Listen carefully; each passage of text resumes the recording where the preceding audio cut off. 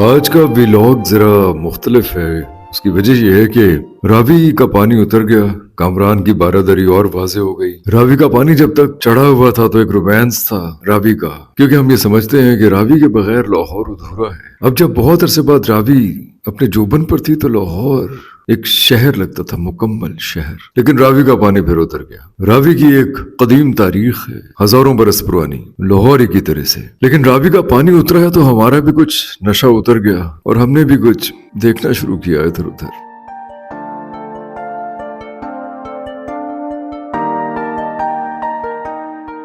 میں تاریخ کے کچھ ورق کھنگال رہا تھا تو مجھے احساس ہوا کہ لاہور شہر بنیادی طور پہ سیلاب آنے کی وجہ ہی سے وجود میں آیا تھا. اور پھر بڑے ہی دلچسپ حقائق میرے سامنے آئے جو میں نے سوچا کہ ویورز کے سامنے رکھوں. آج کا ویلاگ کوئی تاریخی نوعیت کا، تاریخی عمارتوں سے متعلق یا تاریخی عمارتوں کے کسی رومانس سے متعلق تو نہیں ہے.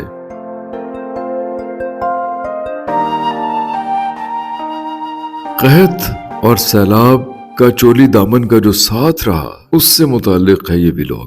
آپ جانتے ہیں کہ ہڑپا لاہور کے قریب ہی ایک شہر ہے جو ایک مکمل تہذیب تھی. کبھی مرزا غالب کہتے ہیں نا کہ ہستی کا اعتبار بھی غم نے مٹا دیا، کس سے کہوں کہ داغ جگر کا نشان ہے. یہ جو ہڑپا کی تہذیب ہے، جو مٹی مٹی سے نقوش میں نظر آتے ہیں، یہ کبھی ایک مکمل حیات تھی، مکمل تہذیب تھی. یہ موہنجو ڈارو کی، یہ ٹیکسلا کی، تکشلا کی تہذیب، گندھارا کی تہذیب جو ہمیں نظر آتی ہے، یہ جو نقوش ہمیں نظر آتے ہیں، یہ کبھی مکمل تہذیبیں تھیں. گندھارا تو خیر زیادہ پرانی نہیں، 3000 برس پرانی تہذیب ہے، لیکن ہڑپا 5000 اور موہنجو ڈارو 5 سے 6000 پرانی تہذیب. دراصل ہوتا یہ تھا کہ جب سیلاب آتے تھے آہستہ آہستہ آبادیاں مٹنا شروع ہوئی، گھر برباد ہونا شروع ہوئے، لوگ بے گھر ہونا شروع ہوئے، لوگوں نے مختلف ٹیلے ڈھونڈنا شروع کیے. انسان کی معلوم تاریخ میں ہمیں نظر آتا ہے کہ ہڑپا 1900 قبل مسیح سے 1300 قبل مسیح تک مسلسل قحط کی زد میں رہا. لاہور شہر بھی ٹیلوں پر ہی آباد ہے. اچھرا، لاہور، گڑھی شاہو، موزنگ، یہ سب علاقے دراصل ٹیلوں پر ہی آباد ہیں. اگر آپ شاہ حسین کا مزار دیکھیں یا اور بہت سے مزار ہیں لاہور میں جو ٹیلوں پر بنے ہوئے ہیں. اگر آپ مہاراجہ شیر سنگھ کی بارادری دیکھیں، ٹیلوں پر بنی ہے، وہاں بھی ایک مزار ہے، شاہ بلاول کا مزار، اور بہت سے مزار ہیں لاہور میں جو ٹیلوں پر بنے ہوئے ہیں. اور یہ سب ہزاروں سال پرانے نہیں ہیں، ہزاروں برس پہلے آبادیاں یہاں قائم ہوئی تھیں ان ٹیلوں پر. 1900 قبل مسیح سے 1300 قبل مسیح تک سیلاب آئے، قحط پڑے اور قدیم تہذیب مٹتی چلی گئی.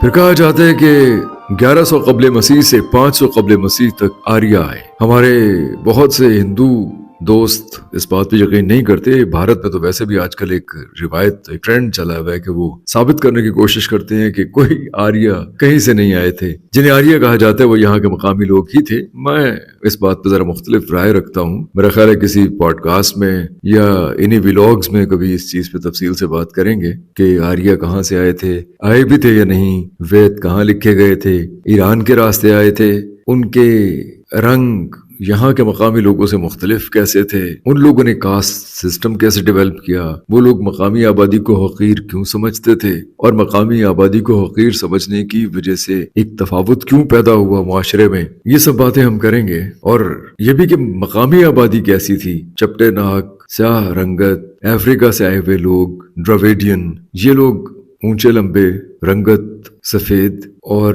وید لے کے آئے اپنے ساتھ. پھر ان کے اپنے اندر کچھ تقسیم، برہمن کی، کشتری کی، شودر کی، ان کے اپنے اندر بھی کچھ تقسیم تھی.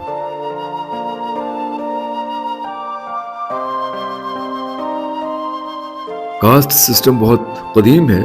بھارت میں ہمارے دوست ہیں دلیپ کمار راجپوت، جن کے ساتھ بات ہوتی رہتی ہے. آج کل وہ پاکستان میں کزن میرجز پہ بہت بات کرتے ہیں، بہت سوال اٹھاتے ہیں. میرا کہنا ان سے یہ ہے کہ جو کزن میرجز ہیں یہ ہندوستان کی دین ہے، ہندوستان کی زمین کی دین ہے. کیونکہ سب لوگ ہندوؤں سے ہی بدھسٹ یا مسلمان ہوئے ہیں، تو کزن میرجز یا نوبل بلڈ یا اپنے خاندان کی روایتوں کو آگے بڑھانا، اپنے خاندان کی نسل کو آگے بڑھانا، یہ ہماری زمین کا خاصہ رہا ہے. یہ عربوں سے نہیں آیا، جو کہ وہ کہتے ہیں. لیکن بہرحال ہم اس پہ بات کریں گے. ہم فیمن اور فلڈ کی بات کر رہے تھے. 1100 قبل مسیح سے 500 قبل مسیح تک آریہ یہاں آئے. یہاں کے مقامی رواج اور پھر زورواسٹرین پریکٹسز کے ساتھ ملتے ہوئے ہندوازم کی بنیاد رکھی گئی. ریسزم بھی ڈیولپ ہوا, کاسٹ سسٹم بھی ڈیولپ ہوا, لیکن ہمیں بہت سی دیو مالائی کہانیاں بھی ملیں. لیکن یہ وہ دور تھا جس میں موسم بدلتے رہے اور بہت سیویئر, بہت خطرناک تبدیلیاں موسم کے اندر آتی رہی. فیمنز آئے,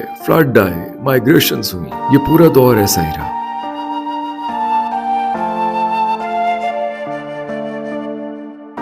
1100 قبل مسیح سے 500 قبل مسیح تک, یہ ہم نہیں کہتے, میں تو اسے تھوڑی مبالغہ آرائی سمجھتا ہوں, لیکن کنینم اینڈ جانگ لکھتے ہیں کہ 5 ملین کیجویلٹیز ہوئی, یعنی 50 لاکھ لوگ مارے گئے 1100 قبل مسیح سے 500 قبل مسیح تک. اور پھر 500 قبل مسیح سے 322 قبل مسیح تک ہم دیکھتے ہیں کہ ہڑپا اور لاہور میں قحط اور سیلاب کے 4 دور گزرے, 4 بڑے دور جنہوں نے بہت تباہی مچائی. لوگ بہت ڈسپلیس ہوئے, پھر وہی ٹیلوں پر پناہ ڈھونڈتے رہے. یہاں جنگل تھے, جنگلوں میں ٹیلے تھے اور ٹیلوں پر آبادیاں بستی تھی. 200 قبل مسیح سے پہلی صدی عیسوی تک, یعنی آج سے تقریباً 2224 برس پہلے بہت بڑا سیلاب آیا اور پھر قحط آیا, جس میں کہا جاتا ہے کہ 90 لاکھ جانیں ضائع ہوئیں.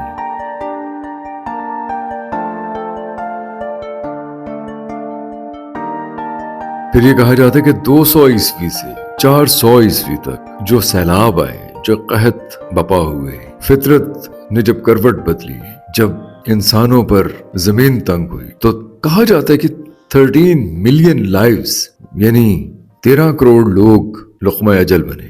اسی طرح 700 عیسوی میں انہی سیلابوں کی وجہ سے اور پھر قحط آنے کی وجہ سے, مویشیوں کے مر جانے کی وجہ سے, لائف سٹاک ختم ہونے کی وجہ سے, اناج ختم ہونے کی وجہ سے, بھوک پڑنے کی وجہ سے, بیماریاں پھیلنے کی وجہ سے 7 ملین لائفز ضائع ہوئی. اسی طرح ہم 800 عیسوی کا دور دیکھتے ہیں جس میں 5 ملین لوگ لقمہ اجل بنے. پھر 917 سے 918 صرف کشمیر میں 1 ملین لوگ, 10 لاکھ لوگ لقمہ اجل بنے. برفیں پگھلی, گلیشیئرز پگھلے, سیلاب آئے, مکانات تباہ ہوئے, لوگوں کی زندگی اجیرن ہوئی, گھر تباہ ہوئے. آج 2025 میں ہمارے سامنے, ہمارے پاس کوئی سیلاب کا بند باندھنے کا ذریعہ نہیں ہے. اس زمانے میں کیا ہو, کچھ بھی نہیں.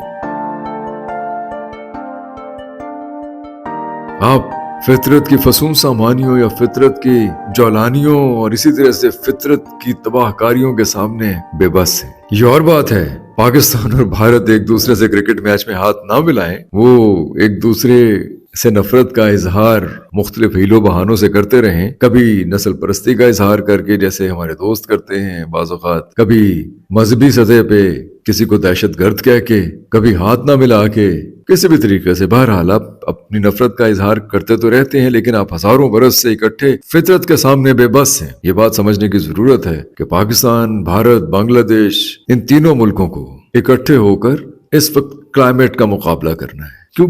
یہ کلائمیٹ کی بے رحمی ہمیشہ سے رہی ہے, ہمیشہ سے لوگ مرتے رہے. فرق صرف یہ ہے کہ قدیم دور میں سب مرتے تھے اور آج پانی کے بہاؤ کو بدل کے غریب لوگوں کو مار دیا جاتا ہے, انہیں تباہ کر دیا جاتا ہے, ان کی آبادیوں کو ملیا میٹ کر دیا جاتا ہے, ان کے لائف سٹاک کو مار دیا جاتا ہے. پھر ہیلی کاپٹروں پہ انہیں راشن پہنچایا جاتا ہے. پھر لوگ کشتیاں لے کے نکلتے ہیں, فاؤنڈیشنز بنتی ہیں, این جی اوز بنتی ہیں, وہ تھوڑا بہت راشن ان تک پہنچاتی ہیں جب تک پہنچا سکتے ہیں. یہ ایک اور گھن چکر ہے. ان لوگوں کو بھی جینے کا حق ہے. ہم سب لوگ مل کے اس وقت جی سکتے ہیں جب مل کے آفتوں کا مقابلہ کر سکتے ہیں. 1335 سے 1342 عیسوی تک صرف دہلی 2000 لوگ تباہ ہوئے. 1556 سے 1605 بادشاہ اکبر کا دور, شہنشاہ اکبر, شہنشاہ معظم عالی مقام ذل سبحانی اکبر دا گریٹ. پہلے سیلاب آئے, پھر 6 برس تک بارش ہی نہیں ہوئی, اور پھر قحط آئے. ایک وقت کی روٹی نہیں تھی لوگوں کے پاس. یہاں بھوک تھی لاہور میں. صرف قلعہ لاہور میں اناج موجود تھا, جو کہ مغلوں کی ایک حکمت عملی ہوا کرتی تھی کہ وہ اناج سٹور کر کے رکھتے تھے. 25,000 مزدوروں کو ایک وقت کے کھانے کے لیے قلعہ لاہور کی دیوار تعمیر کرنے پہ لگایا گیا. یہ جو قلعے کی دیوار آپ دیکھتے ہیں, جہاں آپ گزرتے ہیں, جس پہ چلتے پھرتے ہیں, جسے ہیریٹیج میں شامل کیا ہے, جس کی دیوار کو بچانے کے لیے قربانیاں دیں, وہ دیوار 25,000 مزدوروں نے صرف ایک وقت کے کھانے کے لیے اپنا خون پسینہ ایک کر کے بنائی تھی، قلعہ لاہور کی دیوار۔ یہ دیکھا گیا ہے کہ ہندوستان میں ہر 11 برس کے بعد ایک سائیکل چلتا ہے، فلڈز کا، قحط کا، سیلابوں اور قحط کا۔ یہ سلسلہ ہزاروں برس سے چلتا آ رہا ہے۔ 1630-31 عیسوی میں 75 لاکھ لوگ لقمہ اجل بنے۔ ہو سکتا ہے میرے فگرز بہت زیادہ ہو سکتا ہے میں بہت زیادہ تعداد بتا رہا ہوں، ہو سکتا ہے آپ یہ اعتراض کریں کہ اس زمانے میں تو اتنی آبادی ہی نہیں تھی، لیکن یہ فگرز جیسے کہ میں نے آپ کو عرض کیا کہ میں نے بہت اوتھینٹک سورسز سے لیے، ہو سکتا ہے انہوں نے مبالغہ رائے کی ہو، لیکن کیا ہوگا آپ انہیں ان فگرز کو کم بھی کر لیں تو یہ بہت زیادہ تعداد ہے۔ 1850 عیسوی سے 1899 عیسوی تک یعنی کولونیل دور ہے۔ 24 قحط آئے یہاں، 15 ملین لوگ لقمہ اجل بنے۔ 1-2 کروڑ تو انگریز خود مانتے تھے۔ 1770 کا بنگال کا قحط آیا جس میں 10 ملین لوگ لقمہ اجل بنے۔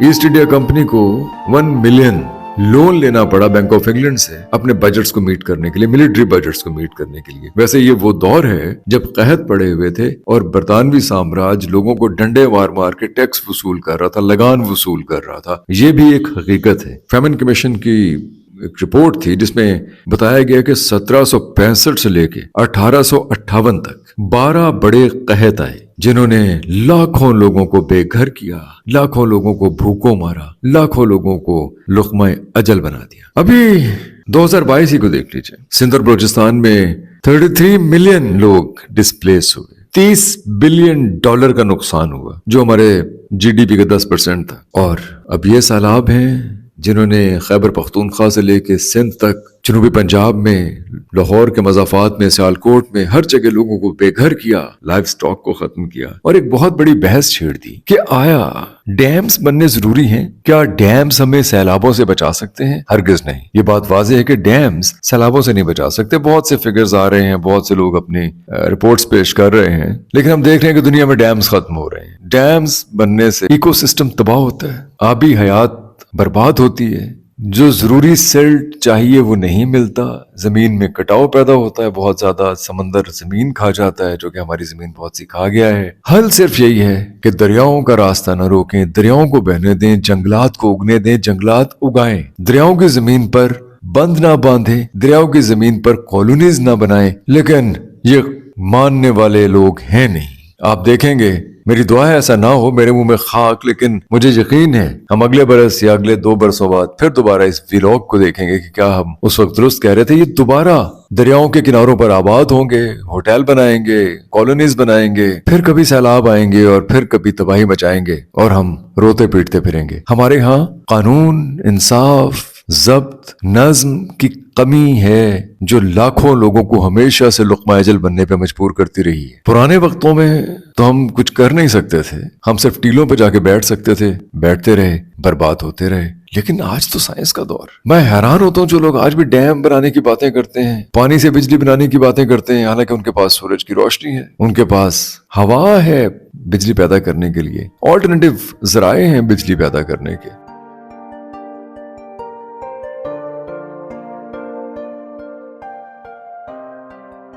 نیلم جیلم ڈیم، ہمارے ہاں نیلم جہلم ایک ناکام منصوبہ ہے۔ میں کوئی پانی کا ایکسپرٹ تو ہوں نہیں، میں تو وہ باتیں کر رہا ہوں جو میں نے سنی، جو میں نے پڑھی پچھلے کچھ دنوں میں۔ ڈاکٹر حسن عباس بالکل درست فرما رہے ہیں، بہت مہنگی بجلی پیدا کرنے کی بجائے متبادل سورسز سے سستی بجلی پیدا کرنی چاہیے اور پانی کے بہاؤ کو روکنا نہیں چاہیے، اپنی زمین کو بچانا چاہیے، اپنے درختوں کو بچانا چاہیے۔ گلگت بلتستان میں درخت کٹنے سے پہاڑ گنجے ہو گئے، وہاں جہاں کبھی فالسے کے درخت ہوا کرتے تھے قطار اندر قطار، وہاں اب صرف چٹیل پہاڑ رہ گئے۔ آپ کہیں چلے جائیں، وہاں لائسنس ملتے ہیں درخت کاٹنے کے، درخت کاٹ کے جلانے کے۔ ہمیں اس کا کوئی متبادل ڈھونڈنا ہے۔ اس کا متبادل کیا ہو سکتا ہے؟